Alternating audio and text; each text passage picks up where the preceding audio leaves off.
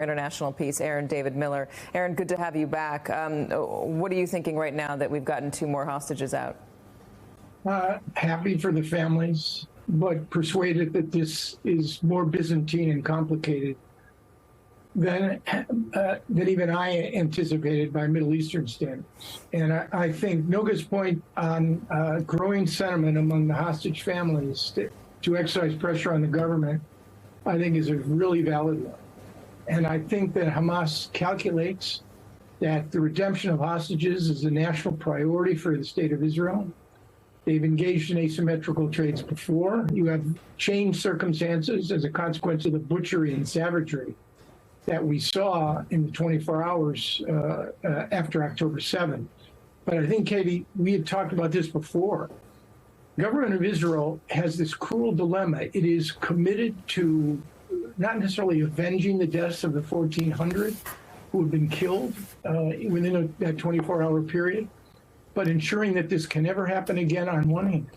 And yet its commitment to the living. And that commitment to the living, the hostages, dribbled out by Hamas in an incredibly cruel game of hostage diplomacy, trying to constrain the Israelis, trying to build up a constituency in Israel on the part of the hostage families and other Israelis, playing on doubts of the Israeli government that, in fact, a massive campaign to eradicate Hamas in Gaza, to undermine its sovereignty, with no plans for the day after, might not be the wisest move. You know, it's not for nothing that since 2007, no Israeli government has ventured to do such a thing, even though they faced pressures from the right. And the reason is because security and intelligence elites have made it clear that the costs to Israelis in terms of Gaza and civilian casualties and the day after made those costs prohibitive. So